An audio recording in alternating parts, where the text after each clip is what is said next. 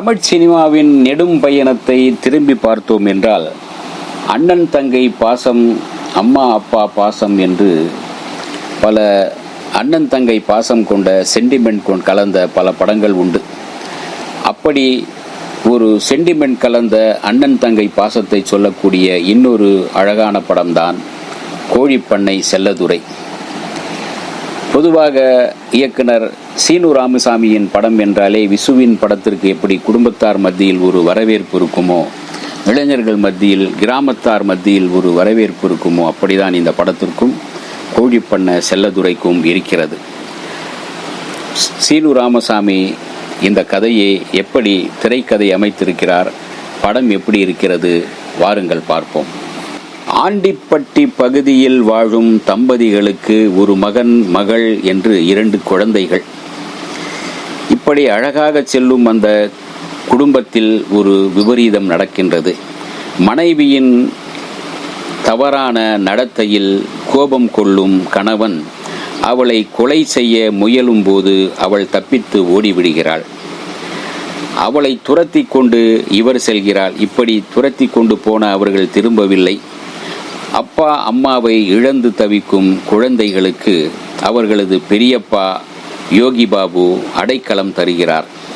சிறுவன் செல்லதுரை பெரியப்பாவின் கோழிப்பண்ணையில் வேலை செய்து தங்கையை நன்றாக படிக்க வைக்கின்றான். பிறகு பெரியப்பாவுடன் சேர்ந்து கோழிக்கடை வைத்து பிழைப்பு நடத்துகின்றான். வளர்ந்து பெரியவனான சூழ்நிலையில் ஒரு நாள் நடுத்தெருவில் ஏதோ ஒரு திருப்பத்தில் பிரிந்து சென்ற தாய் தந்தையை பார்க்க நேருகிறது. அவர்களை தன்னுடன் மறுபடியும் சேர்த்து கொண்டானா, அவர்களின் தவறுகளை மன்னித்து விட்டானா இல்லையா என்பதே மீதி கதை. இந்த படத்தில் சீனு ராமசாமி அண்ணன் தங்கை சென்டிமெண்ட்டை ரொம்பவே பிழிந்து விட்டார். அண்ணனாக ஏகன், தங்கையாக சத்யதேவி, சத்யதேவியின் காதலனாக லியோ சிவகுமார் நடித்திருக்கின்றனர். தங்கைதான் உலகம் என்று அவள் மீது பாசம் பொழியும் அண்ணன் ஒரு கட்டத்தில் தங்கையின் காதலை கண்டதும் ஆத்திரப்படுகிறான். உன் அம்மாவைப் போல நீயும் இப்படி அவசரப்படுகிறாயே என்று கோபப்பட்டு தங்கையின் காதலனை அடித்து நொறுக்குகிறான், உதைக்கின்றான். அப்புறம் 2 கிட்னியும் ஃபெயிலியர், திரிந்து வருகின்ற அப்பா அம்மா என்பது இந்த கதை 1990களில் வந்த படங்களை நினைவுபடுத்துவது போல உணர்வுகளை ஏற்படுத்துகின்றது திரைக்கதை.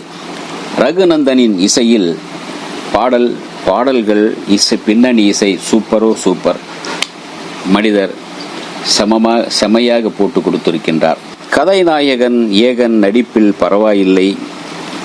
தங்கையாக நடித்த சத்யா சிறப்பாக செய்திருக்கிறார். எதிர்நாயகனாக வருகின்ற லியோ சிவகுமார் ரசிக்க வைக்கின்றார்.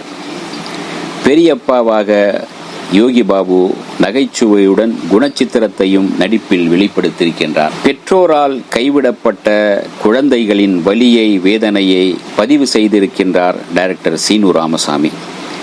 எளிய மனிதர்களின் வாழ்வில் நிகழ்வதை படம் பிடித்து காட்டியிருக்கின்றார் டைரக்டர்.